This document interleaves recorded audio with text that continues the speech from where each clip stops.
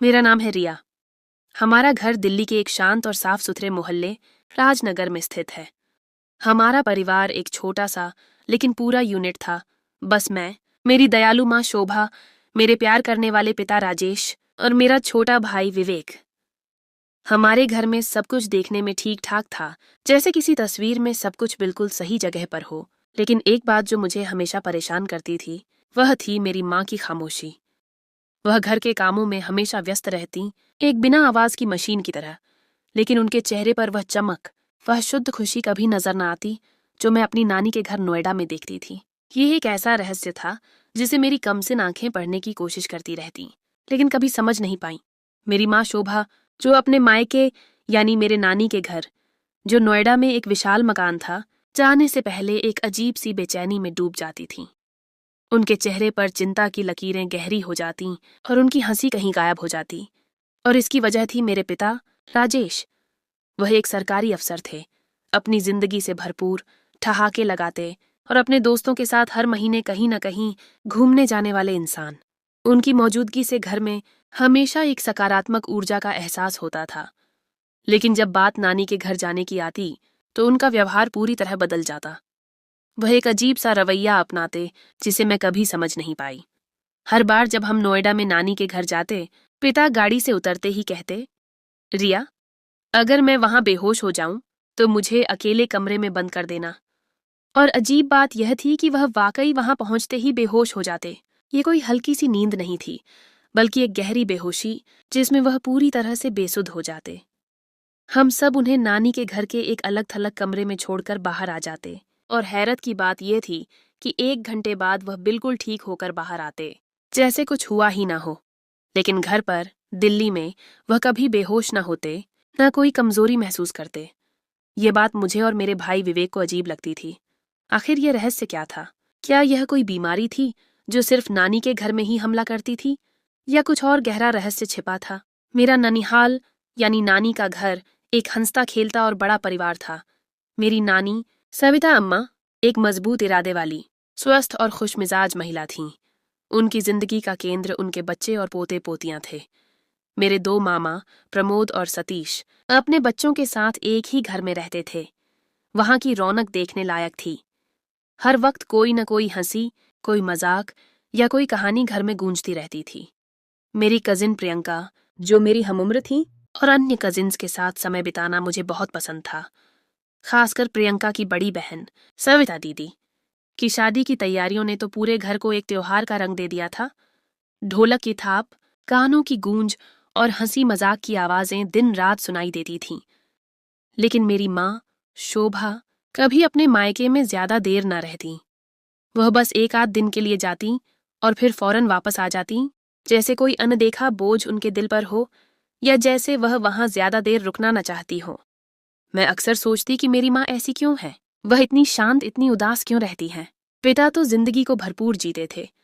वह अपने दोस्तों के साथ घूमने फिरने का कार्यक्रम बनाते, कभी पहाड़ों पर ठंडी हवा खाने, कभी समुद्र तट पर धूप सेंकने। विवेक भी कभी कभार उनके साथ चला जाता, लेकिन मैं और माँ घर पर अकेले रह जाते। मैं सोचती कि काश मैं भी पिता का बेटा होती, तो शायद मुझे भी यह आज़ादी मिलती, मुझे भी दुनिया देखने का मौका मिलता। लेकिन एक बेटी होने के नाते मैं बस माँ के साथ घर की 4 दीवारी तक सीमित रहती, उनकी खामोशी और अपनी तन्हाई को बांटती। एक शुक्रवार का दिन था। पिता 2 दिन के लिए अपने दोस्तों के साथ घूमने जा रहे थे और विवेक भी उनके साथ था। घर में एक अजीब सी हलचल थी। माँ पिता के कपड़े इस्त्री कर रही थीं और मैं उनके चेहरे पर हल्की सी खुशी देख सकती थी, जो पिता की गैर मौजूदगी के कारण थी। मैंने मौका देखकर कहा, माँ प्लीज, सविता दीदी की शादी की तैयारियां जोर शोर पर हैं। सब लड़कियां मिलकर बहुत मजा कर रही हैं। क्यों ना हम 2 दिन नानी के घर रहकर आएं? पिता के आने से पहले वापस आ जाएंगे, उन्हें पता भी नहीं चलेगा। मेरी आवाज में एक अजीब सी विनती थी जो मैंने पहले कभी महसूस नहीं की थी। माँ ने पहले तो हिचकिचाहट दिखाई, उनके चेहरे पर परेशानी की लकीरें उभरीं, लेकिन मेरी लगातार जिद और आंखों में मौजूद उम्मीद को देखकर वह मान गईं। मेरी खुशी की कोई इंतहा न थी।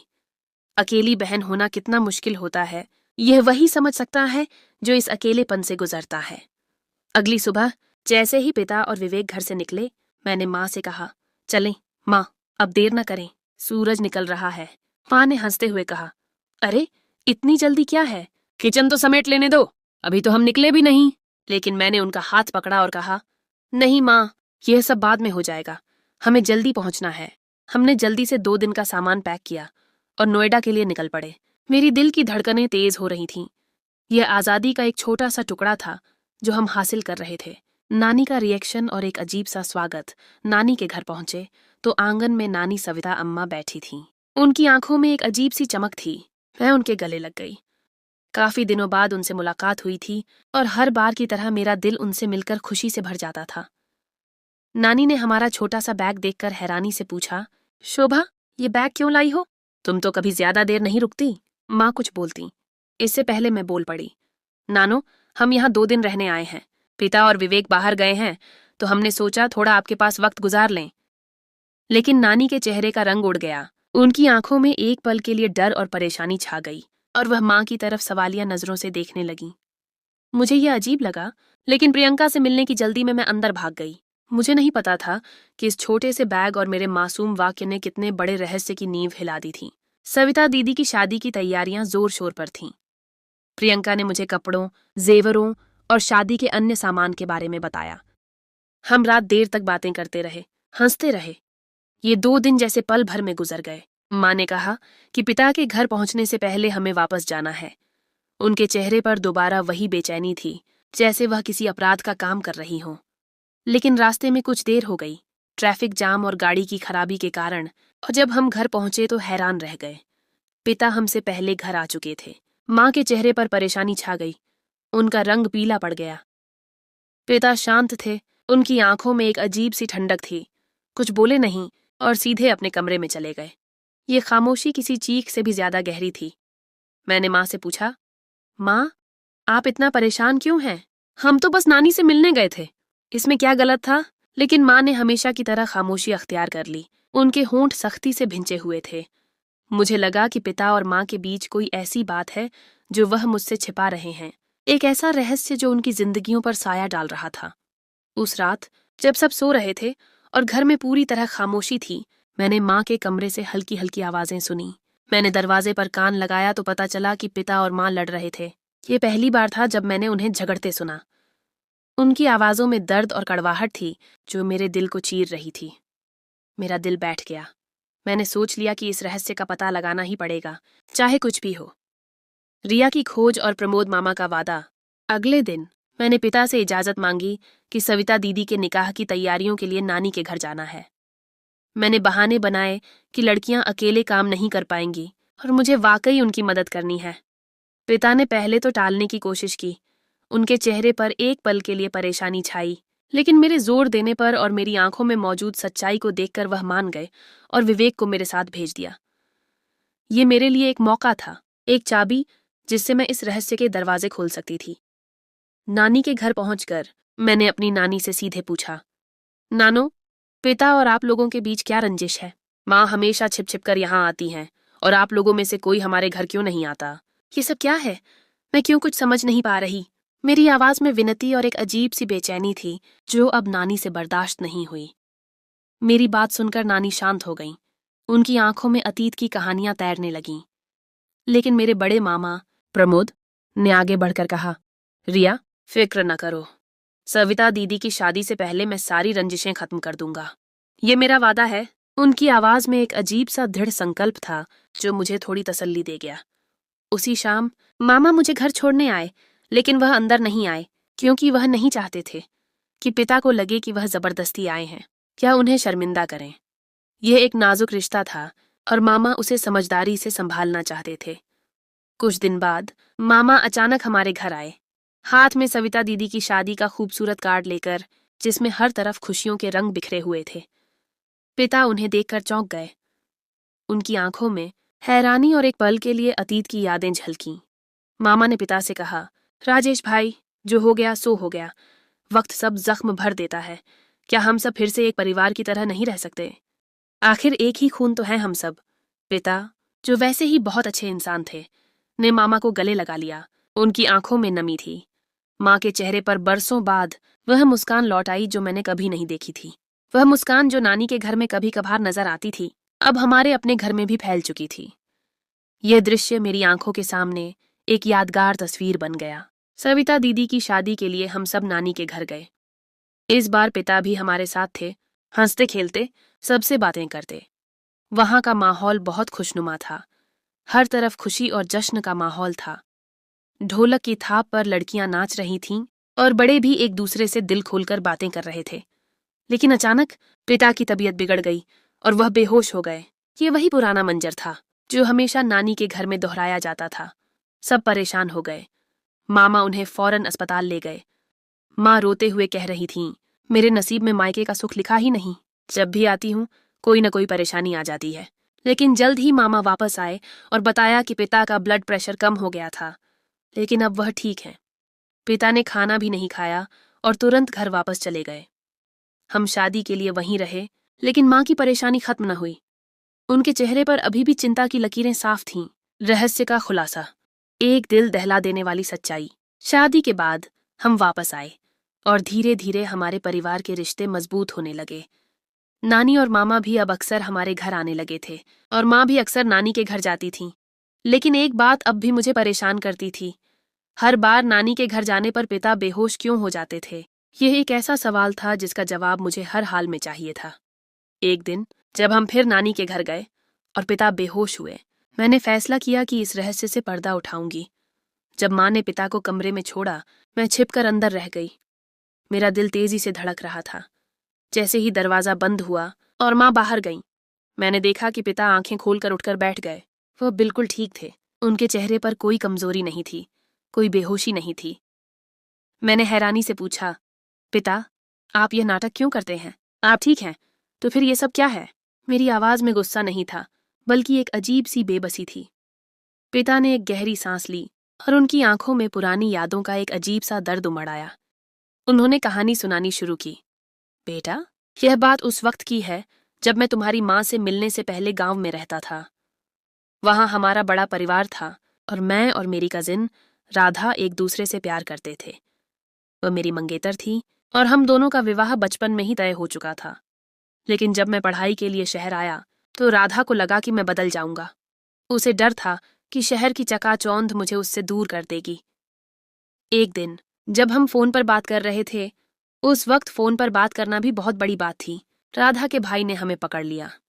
उस वक्त मंगेतर से भी फोन पर बात करना बहुत बड़ा गुनाह समझा जाता था, खासकर हमारे रूढ़िवादी गांव में। राधा को इसकी सजा मिली, उसे बहुत मारा गया और जब मुझे यह पता चला तो मैं फौरन गांव वापस गया। लेकिन वहां हमारे परिवारों में इस बात पर इतना बड़ा झगड़ा हो गया कि खून खराबे की नौबत आ गई और हम अलग हो गए। मेरे माता पिता गांव छोड़कर शहर आ गए और राधा की शादी किसी और से हो गई। इसके बाद मैंने कभी गांव का रुख नहीं किया। मैंने बरसों शादी नहीं की। मेरा दिल राधा की यादों में कैद था। लेकिन माँ की तबीयत बिगड़ने पर उन्होंने मुझ पर दबाव डाला और मैंने तुम्हारी माँ से शादी कर ली। वह एक अच्छी लड़की थी और मैंने सोचा कि मैं उसे खुश रखूंगा। लेकिन जब हम पहली बार तुम्हारे ननिहाल गए तो मुझे पता चला कि तुम्हारी बड़ी मामी राधा वही लड़की है जिससे मैं प्यार करता था।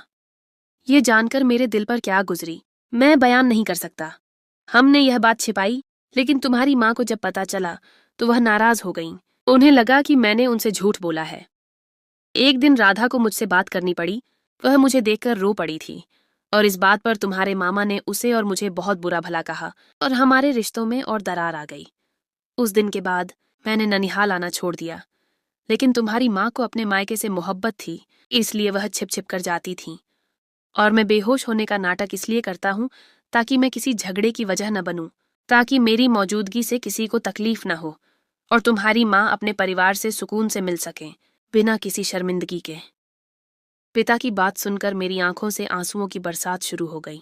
एक तरफ अपने पिता की मोहब्बत की कुर्बानी ने दिल दुखाया कि उन्होंने अपनी मोहब्बत को कुर्बान किया ताकि परिवार में अमन रहे, और दूसरी तरफ उनके किरदार पर गर्व हुआ। वह अपनी पत्नी की खुशी के लिए एक कमरे में बंद होकर रहते थे, सिर्फ इसलिए कि माँ अपने मायके में सुकून से वक्त गुजार सकें। ये कोई छोटी बात नहीं थी। यह एक ऐसी कुर्बानी थी जो सिर्फ वही कर सकता था जो अपने परिवार से सच्चा प्यार करता हो। मोहब्बत और माफी का जश्न उस दिन के बाद हमारा परिवार और करीब आ गया। माँ अब खुलकर अपने मायके जाती और पिता भी हंसते मुस्कुराते वहां जाते। लेकिन अब वह बेहोश होने का नाटक नहीं करते थे। हम सब ने एक दूसरे को माफ कर दिया और हमारे घर में खुशियों की रोशनी फैल गई। नानी और मामा भी अब अक्सर हमारे घर आने लगे थे और हमारे घर में भी वही हंसी और रौनक लौट आई थी जो कभी नानी के घर में हुआ करती थी। राधा मामी ने भी मुझे बताया कि कैसे पिता ने उनकी जिंदगी में उम्मीद की किरण जगाई थी और कैसे उनका कुर्बानी भरा फैसला उनकी अपनी जिंदगी के लिए बेहतर साबित हुआ। दोस्तों, यह थी रिया और उसके परिवार की कहानी। एक ऐसी कहानी जो हमें सिखाती है कि मोहब्बत, कुर्बानी और माफी कितनी ताकत रखती है।